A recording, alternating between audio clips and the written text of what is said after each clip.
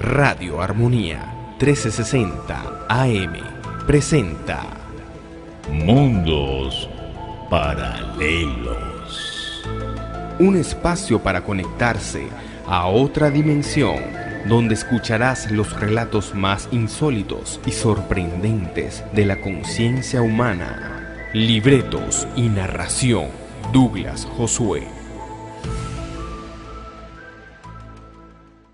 El 26 de julio de 1986, Andrés Martínez, un experimentado conductor, y su esposa, Carmen Gómez, viajaban en la cabina de un enorme camión cisterna rumbo a Bilbao, España.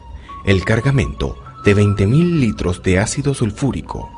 De forma inexplicable, aquel experimentado camionero emprendió el descenso del puerto de Somosierra. La pendiente es muy prolongada y la velocidad a la que iba era suicida.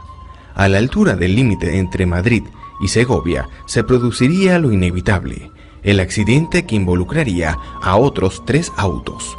El camión cisterna que transportaba el ácido era un montón de fierros retorcidos por el que corría los miles de litros de ácido, abriéndose para rumbo a las laderas del río Duratón.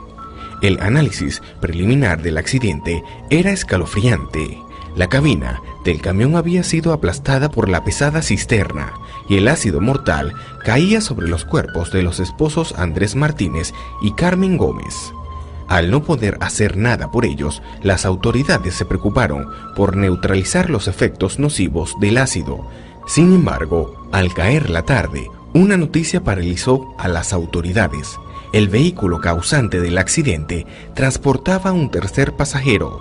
Los padres del fallecido conductor, Andrés Martínez, denunciaron la desaparición de un nieto, Juan Pedro Martínez Gómez, de 10 años, y que había desaparecido de sus abuelos antes de abordar el fatídico camión cisterna. La noticia originó una rápida operación de búsqueda, pero no se encontraron rastros del niño. Ante el infructuoso rastreo, la primera hipótesis que se deslizó fue que el cuerpo del pequeño Juan Pedro había sido disuelto por el ácido, pero esta teoría fue desechada por los expertos químicos, quienes afirmaron que un cuerpo humano no podía evaporarse a causa del ácido sin dejar ningún rastro. ¿Dónde está Juan Pedro? Durante los 2 siguientes días, la policía rastreó minuciosamente toda la zona, pero la búsqueda no dio resultados. Una parte importante de la investigación era reconstruir el recorrido de la cisterna, para lo cual los expertos extrajeron el tacógrafo del camión, que no es otra cosa que un disco de papel que marca las paradas y la velocidad del vehículo. Según el tacógrafo, el viaje lo emprendieron a las 7 de la noche, teniendo como primera parada un lugar llamado La Venta del Olivo, a pocos kilómetros de Cieza, en Murcia. La segunda parada la realizaron en la localidad de Las Pedroñeras. 2 horas y media después efectuaron la parada definitiva en el Mesón Aragón, en las faldas del puerto de Somosierra. Es en esta parada donde un camarero vio por última vez al niño desaparecido e incluso lo describió perfectamente, ya que le llamó la atención que un niño de esa edad aceptara ponerse un suéter y pantalón de color rojo. El testimonio confirmaba que Juan Pedro continuaba con sus padres al iniciar el ascenso a Somosierra. Mientras se continuaba con la reconstrucción del recorrido del fatídico camión, el misterio seguía creciendo. Según el tacógrafo, en la siguiente hora, 23 después de esa parada, en el Mesón y antes del accidente, el camionero realizó 12 paradas. Los profesionales de la carretera afirman que un trayecto tan corto como ese no debió haber ni una parada, o en el momento dado, 1 o 2 veces como máximo. Entonces, ¿qué ocurrió? ¿Por qué paró una docena de veces en poco menos de 1 hora y media? En todos estos años, la hipótesis de un secuestro ha cobrado fuerza, ya que se hace difícil pensar que un vehículo apenas saliendo de una revisión total, la cisterna sufriera algún desperfecto mecánico. Entonces, la lógica nos puede llevar a pensar que la excesiva velocidad de la cisterna se debía a un desesperado intento de dar alcance a otro vehículo. Ahora bien, ¿por qué un rapto en esa zona tan poco usual? Una de las hipótesis es que Martínez habría sido obligado a transportar drogas y al negarse le arrebataron a su hijo. Sin embargo, investigaciones posteriores desecharon totalmente esa teoría.